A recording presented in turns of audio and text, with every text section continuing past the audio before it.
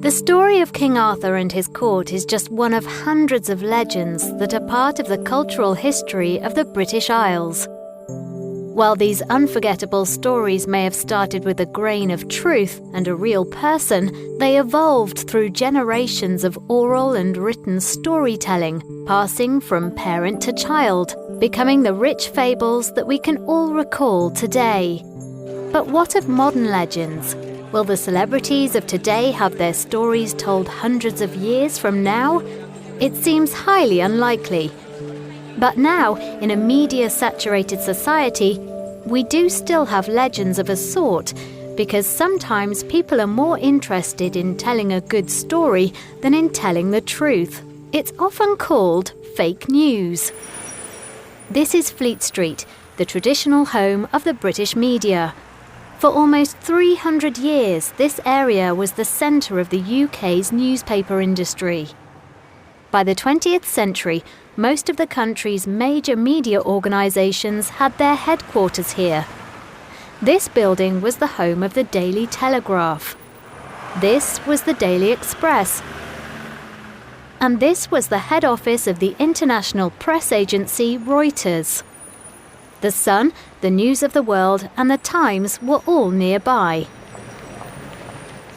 For centuries, most people in the UK got their news from newspapers.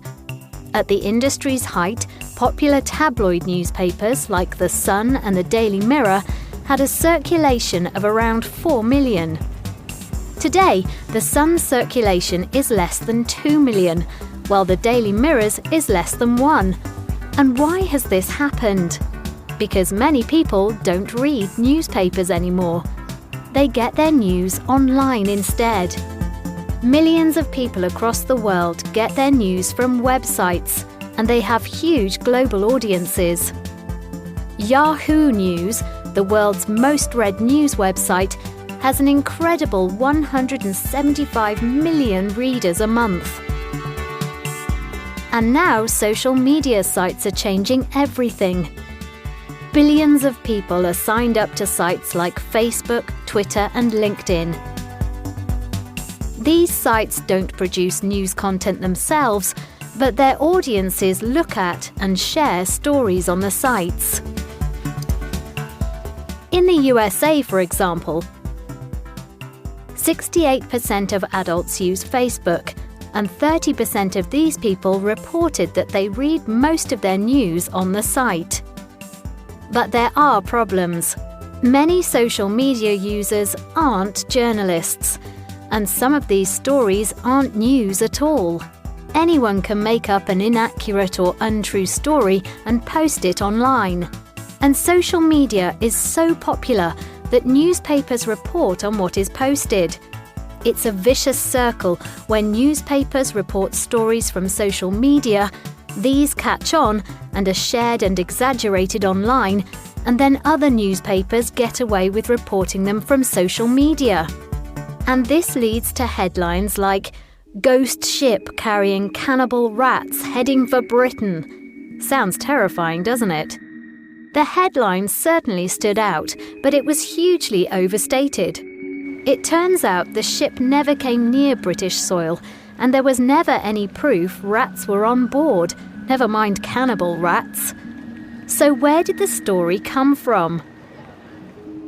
On the 21st of October 2013, the Irish Independent reported that an old empty Yugoslavian ship called the Lyubov Orlova had got lost in the Atlantic Ocean. In the story, the Irish Coast Guard director told the newspaper that the boat had been beside the harbour and he assumed that there were rats on board. A few months later, The Sun picked up the story. They interviewed a Belgian salvage dealer who wanted to find the ship to make money, and he exaggerated the story.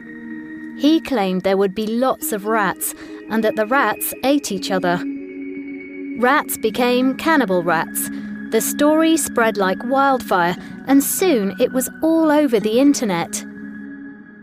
The ship even got a Facebook page and Twitter account. Many major newspapers reported this cannibal rat story, but in the end had to admit that very little happened. The empty ship drifted around the ocean before disappearing, probably sinking somewhere in the middle of the Atlantic Ocean, leaving only the headline behind. In a time of clickbait and retweets, the tale of the cannibal rat ship is a cautionary one about just how easily an inaccurate story can take on a life of its own and become fake news.